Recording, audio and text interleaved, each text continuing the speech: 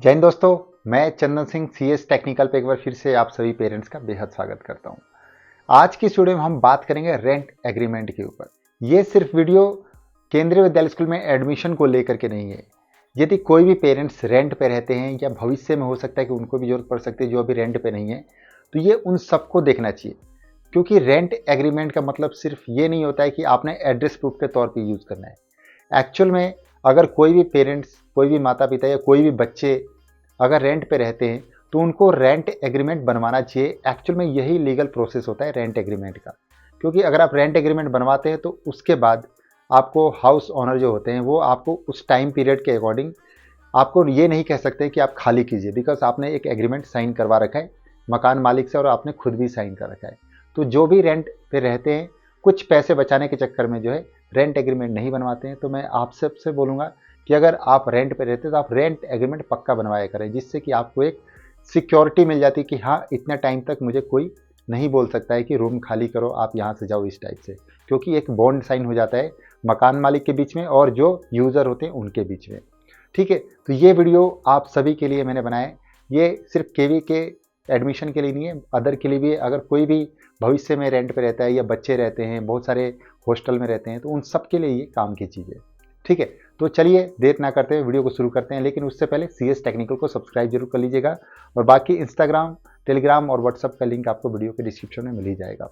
तो देखिए दोस्तों, रेंट एग्रीमेंट के लिए क्या होता है कि आपके पास जो है, मतलब जो हाउस ओनर होंगे उनका जो है एक ओरिजिनल आईडी लगता है। जैसे कि आपका वोटर आईडी हो सकता है, आधार कार्ड हो सकता है, वो उनका लगता है। मतलब जो भी आपके हाउस ओनर होंगे उनका लगेगा।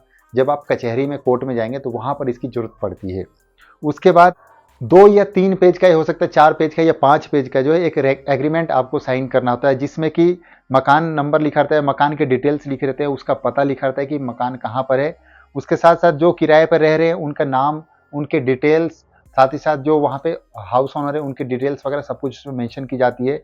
साथ ही साथ जो किराए पर रहते हैं उनका स्थायी पता, यानी कि वो कहाँ के रहने वाले हैं, उन सबका जो डिटेल्स है उस एग्रीमेंट में मेंशन किया जाता है। ये जब आप कचहरी में जाएंगे, कोर्ट में जाएंगे, तो जो वहाँ पे होंगे टाइपिस्ट वाले जो बैठे होंगे वो सब इस सब मतलब उस एग्रीमेंट के अंदर वो जो है सारा कुछ ये टाइप करके मेंशन करते हैं। ठीक है, उसके बाद जो एक और अगला चीज़ है वो है डिटेल्स की, मतलब आप कितने कमरे में रहने वाले हैं, किस पोर्शन में रहने वाले हैं, आपने क्या क्या मतलब रेंट पे लिया है। जैसे बालकनी भी आपने लिया है, साथ में रूम लिया है, बाथरूम लिया है, किचन लिया है, क्या क्या चीज़ें आपने लिए, वो सारी चीज़ें इसमें मेंशन की जाती है। अगर आप फ्लैट में रहे तो फ्लैट का मेंशन किया जाएगा, अपार्टमेंट में रहे तो अपार्टमेंट मेंशन किया जाएगा, अगर आप किसी विला में रेंट पे रह रहे तो वो मेंशन किया जाएगा, किसी बिल्डिंग में रह रहे हैं तो वो मेंशन किया जाएगा, या जो आप अमाउंट पे करने वाले हैं उनको वो उसमें मेंशन होता है कि कितना अमाउंट पर मंथ के हिसाब से जो है आप पे करने वाले हैं। और इसके साथ साथ अगर आपने कोई सिक्योरिटी मनी भी अगर डिपॉजिट किया है हाउस ओनर को, तो वो भी उस रेंट एग्रीमेंट में मेंशन किया जाता है कि आपने एडवांस में इतना सिक्योरिटी मनी या एडवांस में 1-2 महीने का अगर आपने रेंट अगर जमा कर रखा है हाउस ओनर के पास, तो वो सारी चीज़ें जो है एग्रीमेंट में भरी जाती हैं।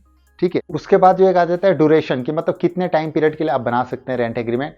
तो मैक्सिमम जो है आप 11 महीने के लिए आप रेंट एग्रीमेंट बनवा सकते हैं। उसके बाद एक और जो है कि कितने रुपए के स्टैम्प पेपर पे बनवा सकते हैं। तो देखिए 100 रुपये या उससे ज़्यादा के ई स्टैम्प पर या स्टैम्प पेपर पे जो है ये बनता है। लेकिन इसके साथ साथ एक और बात बताना चाहूँगा कि अगर आप केंद्रीय विद्यालय स्कूल में एडमिशन को लेकर के रेंट एग्रीमेंट यूज़ करने वाले हैं, तो मैं आप सभी पेरेंट्स से रिक्वेस्ट करूँगा कि एक बार अपने नज़दीकी विद्यालय में जाकर के वहाँ से पता कर ले कि कितने रुपीज़ का स्टैम्प पेपर पे जो है रेंट एग्रीमेंट एक्सेप्ट करेंगे। क्योंकि ये स्कूल वाइज थोड़ा बहुत वेरी कर जाता है, इसलिए मैं आपको बोल रहा हूँ। क्योंकि कहीं पर जो है 100 रुपये का ही मांग लेते हैं, कहीं पर भी जो है 200-300 का ही मांग सकते हैं। तो इसलिए मैं आपको बोल रहा हूँ कि एक बार आप अपने नज़दीकी केवी में जाकर के पता कर ले, या जो मैंने हेल्प डेस्क नंबर बताया था उस पर भी आप कॉल करके पता कर सकते हैं। और जो रेंट एग्रीमेंट होता है वो 10-20 रुपये वाले ई स्टैम्प पे या स्टैम्प पेपर पे नहीं चलता है। तो इसलिए मैं आपको बताना चाहूँगा कि आप इसको मतलब कोशिश करें कि 100 रुपये उससे ज़्यादा के स्टैम्प पेपर पे बनवाएं, या अगर आप स्कूल में यूज़ करने वाले हैं तो उसी तरह से आप स्कूल से जाकर के पता कर लें। वीडियो थोड़ा लेंदी हो सकता है क्योंकि रेंट एग्रीमेंट के ऊपर वीडियो है, तो प्लीज़ आप इसको थोड़ा सा गौर से देखिए, क्योंकि भविष्य में आपके भी काम आ सकता है। क्योंकि मैक्सिमम पेरेंट्स जो है रेंट पे भी रहते हैं, इसलिए आप सबके काम आ सकता है। ठीक है, इसके बाद जो आपका स्टैम्प पेपर या ई स्टैम्प पेपर बनेगा और जो उसमें जो सारा कंटेंट लिखा जाता है, उसके बाद जो है उस पर साइन भी होते हैं, तो इस बात का आपने ध्यान रखना है। रेंट एग्रीमेंट में 2 गवाह भी लगते हैं, लेकिन ये स्टेट वाइज वेरी करते हैं, जगह वाइज वेरी करते हैं। कहीं पर ये गवाह मांगे जाते हैं, कहीं पे बिना गवाह के भी हो जाता है, तो ये वेरी करेगा। तो ये आप अपने हिसाब से देख लीजिएगा, लेकिन आप इसके लिए प्रिपेयर रहे कि हो सकता है कि 2 गवाह भी लग सकते हैं। अब ये लैंडलॉर्ड की तरफ से लगेंगे कि अपने जो किराए पर रह रहे हैं उनकी तरफ से लगेंगे, ये डिपेंड करेगा वहाँ के कचहरी के कोर्ट के ऊपर या जो वहाँ का माहौल होगा उसके अकॉर्डिंग, ठीक है। उसके बाद दोनों का जो है एड्रेस प्रूफ लगेगा, समझ रहे हैं। जैसे कि मान लीजिए जो हाउस ओनर है उनका भी पूरा एड्रेस प्रूफ वैलिड कार्ड के साथ लगेगा, साथ ही साथ जो है जो रेंट पे रहने आए हैं उनका स्थायी पता वाला पूरा एड्रेस प्रूफ उनको देना पड़ेगा। ये दोनों चीज़ें अटैच की जाएंगी उस स्टैम्प पेपर के साथ। साथ ही साथ फोटो भी लगता है कि कौन रेंट पे रहने वाला है, ठीक है। तो ये पासपोर्ट साइज फोटोज़ भी लगती हैं। तो ये सारी चीज़ें जो है रेंट एग्रीमेंट में यूज़ होती हैं।